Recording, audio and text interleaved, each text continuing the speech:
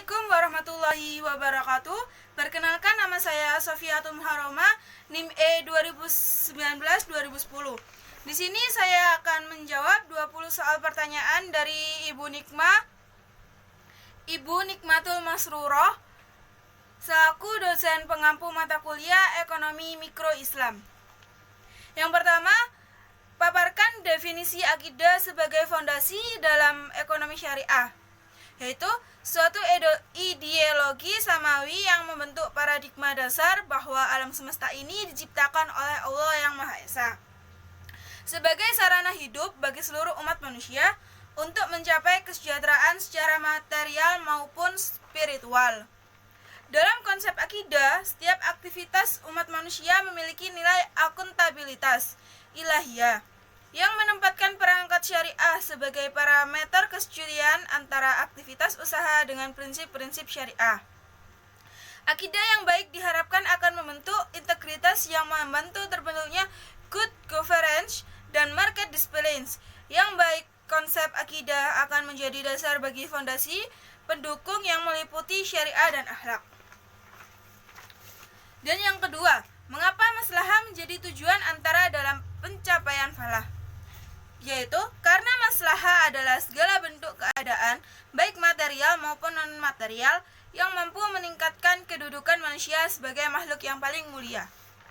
Menurut As-Satibi, maslahat dasar dibagi kehidupan manusia terdiri dari 5 hal, yaitu agama, jiwa, intelektual, keluarga dan keturunan, dan material. Yang ketiga, apa definisi falah? Falah adalah kesuksesan hakiki berupa pencapaian kebahagiaan dalam segi material dan spiritual, serta tercapainya kesejahteraan di dunia dan di akhirat. Yang keempat, apa saja kajian dari ekonomi mikro Islam? Yang pertama, asumsi rasionalitas dalam ekonomi Islam. Yang kedua, teori konsumsi Islami. Yang ketiga, teori permintaan Islami. Yang keempat, teori produksi Islami. Yang kelima, teori penawaran Islami. Dan yang terakhir, mekanisme pasar Islam.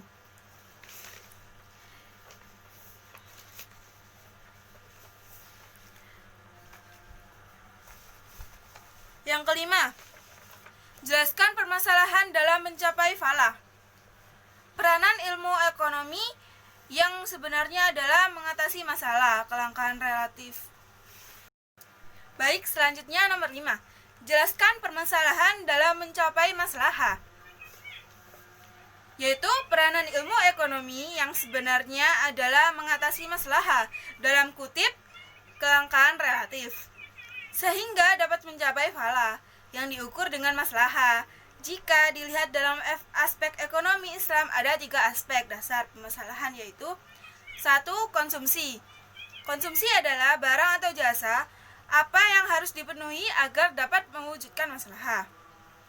Sekelompok masyarakat harus dapat memutuskan barang atau jasa apa saja yang diperlukan dalam jumlah beberapa dan kapan barang atau jasa tersebut diperlukan sehingga mewujudkan maslahah. Di sini peranan ilmu ekonomi yang berkewajiban untuk memilih pemanfaatan sumber daya alam ataupun manusia yang benar-benar dibutuhkan masyarakat supaya mencapai falah. Yang kedua, produksi. Bagaimana cara agar barang atau jasa yang dibutuhkan atau yang menjadi kebutuhan itu tercapai agar maslahah dapat terwujud. Masyarakat harus memutuskan siapa yang akan memproduksi barang atau jasa, bagaimana teknologi produksi barang atau jasa yang akan digunakan, dan bagaimana mengelola sumber daya alam atau sumber daya alam manusia agar dapat mencapai maslahah. Dan yang ketiga, distribusi. Bagaimana sumber daya alam atau sumber daya manusia dan barang atau jasa didistribusikan atau disalurkan dalam masyarakat agar individu atau setiap manusia dapat mencapai maslahah. Masyarakat dapat memutuskan siapa yang berhak mendapatkan barang atau jasa dengan cara bagaimana masyarakat memiliki peluang untuk mendapatkan maslahah. Disinilah peranan ilmu ekonomi sangat penting karena memiliki kewajiban untuk mendistribusikan atau menyalurkan sumber daya alam atau sumber daya manusia dan pemanfaatan secara adil sehingga setiap manusia dapat merasakan kesejahteraan yang hakiki. Next, yang nomor 6. Apa definisi konsumsi?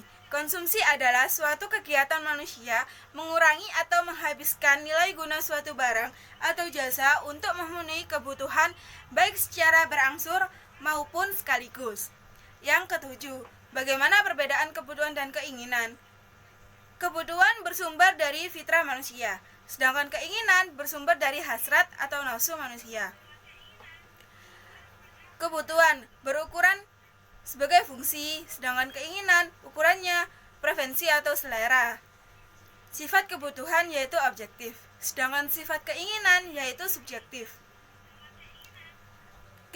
Tuntunan Islam kebutuhan harus dipenuhi, sedangkan tuntunan Islam keinginan tidak harus dipenuhi atau harus dibatasi. Hasil kebutuhan adalah manfaat dan berkah, sedangkan hasil keinginan adalah kepuasan. Yang kedelapan, bagaimana perbedaan kepuasan dan maslahah? Maslahah tidak saja berisi manfaat dari barang yang dikonsumsi saja, namun terdiri dari berkah yang terkandung dalam barang tersebut. Bersifat menyeluruh. Sedangkan kepuasan hanya mementingkan apa yang dia miliki tanpa melihat itu halal atau haram, dan bersifat individu.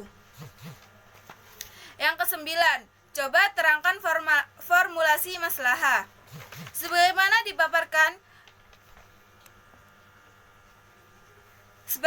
dipaparkan di depan bahwasannya dalam maslahah terkandung unsur manfaat dan berkah.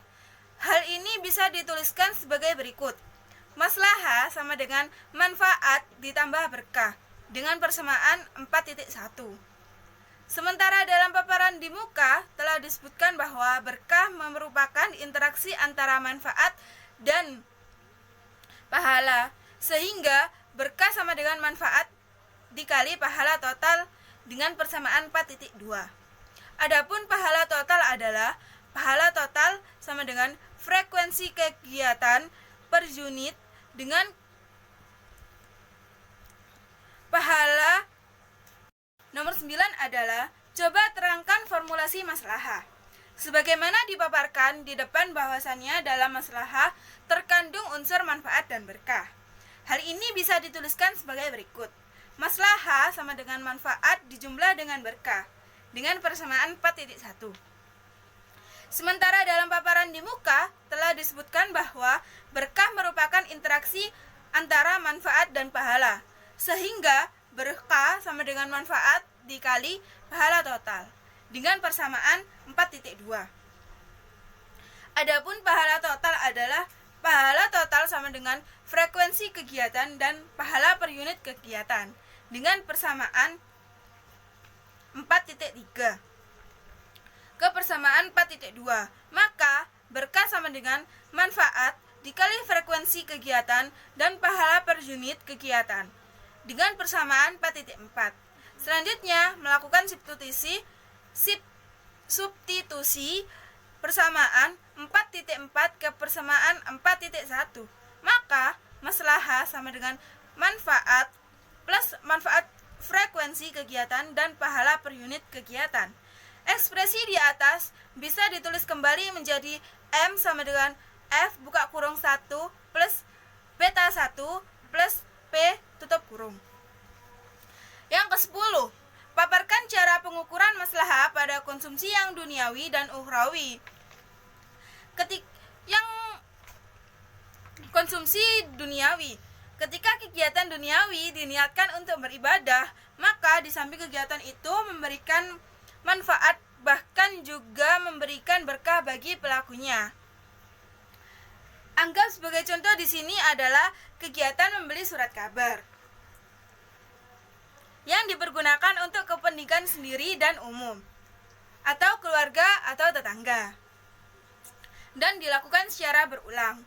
Di sini selain adanya berkah yang bisa dirasakan oleh pelaku karena adanya niat baik, juga ada manfaat yang dirasakan oleh mereka ikut memanfaatkan surat kabar. Misal, ketika Zul membeli sebuah surat kabar, maka Zul akan mendapatkan manfaat berupa informasi. sejumlah informasi yang berguna. Misalnya, senilai 10. Ketika Zul membeli 2 surat kabar, maka Zul akan mendapatkan tambahan manfaat senilai 8. Semakin banyak surat kabar yang Zul beli, maka tambahan manfaatnya atau misal informasi akan semakin berkurang. Di sisi lain, Zul bertujuan baik dalam membeli surat kabar dan diniatkan untuk beribadah atau menambahkan ketakwaan kepada Allah. Maka Zul akan mendapatkan berkah ketika membeli. Andaikan pahala dalam pembelian surat kabar senilai 27, maka maslahah yang akan diterima Zul adalah penjumlahan dari manfaat dan berkah. Sedangkan konsumsi ukhrawi atau kegiatan ukhrawi pada dasarnya adalah segala konsumsi atau mengurangkan harta di jalan Allah fisabilillah.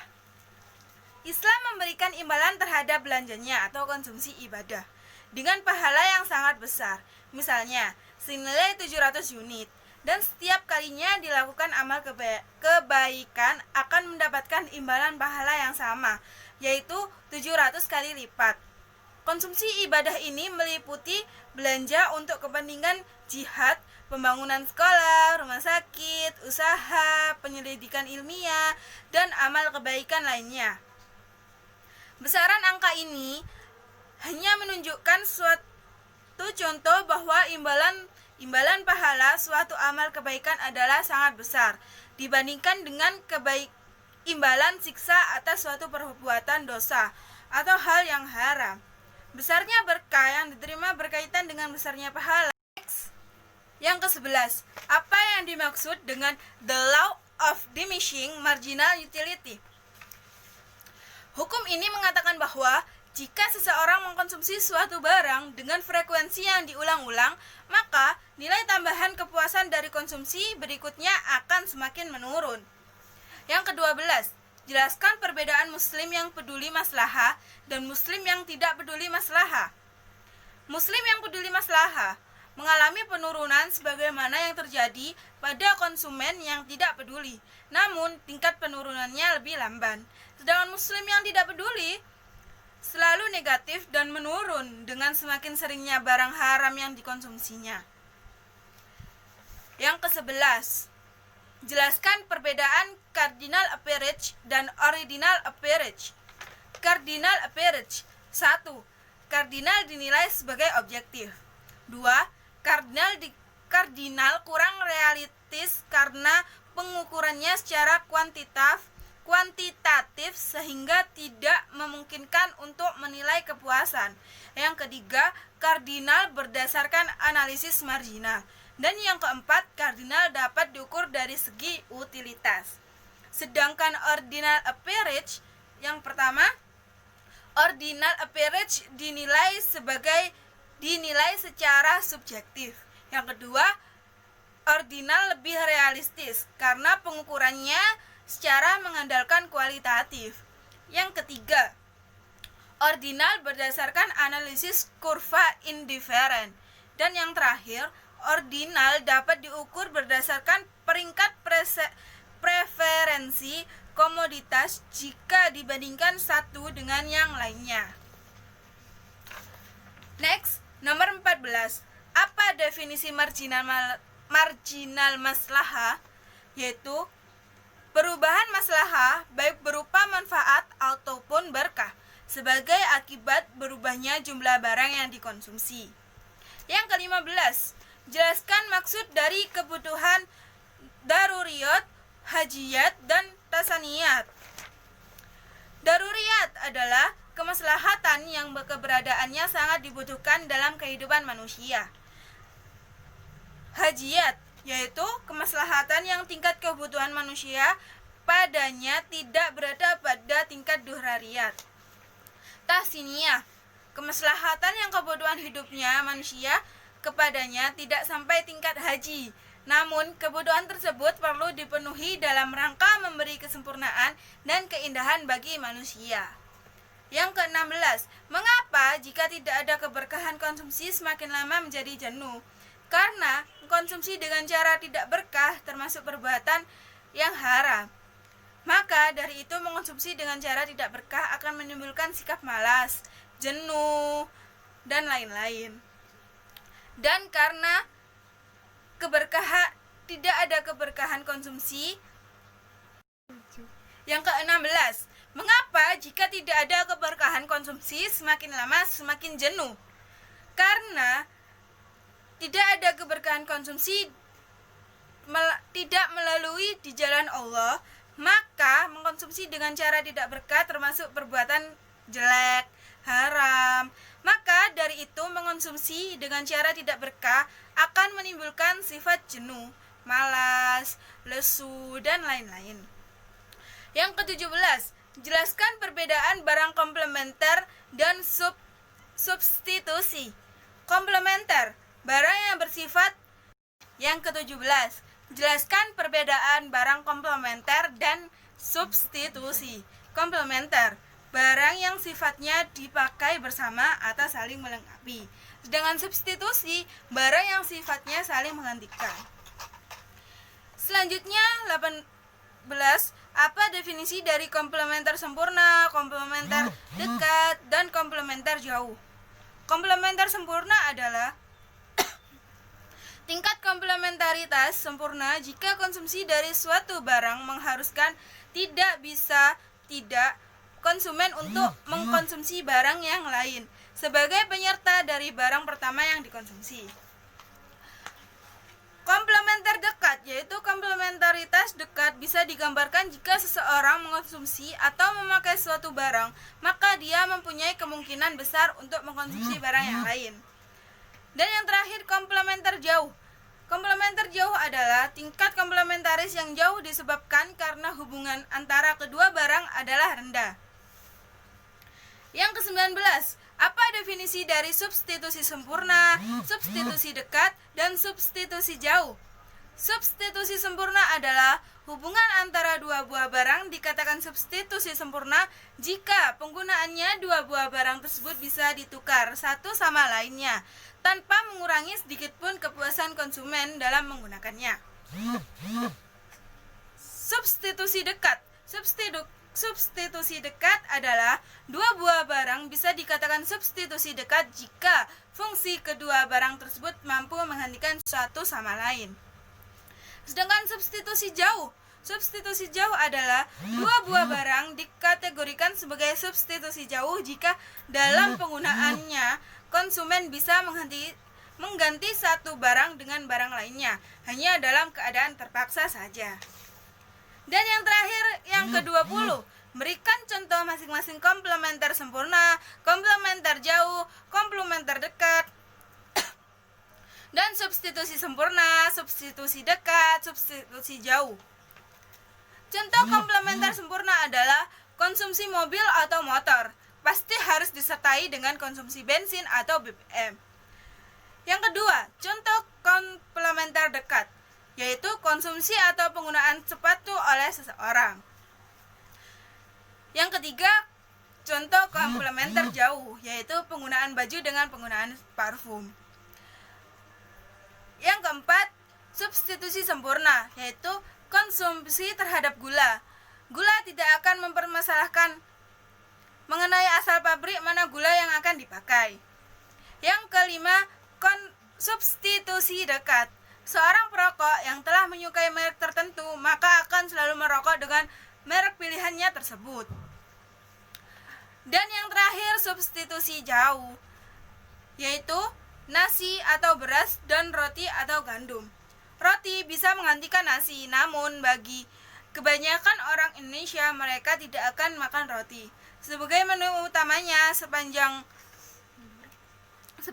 masih ada nasi. Baik, sekian, terima kasih dari saya. Wassalamualaikum warahmatullahi wabarakatuh.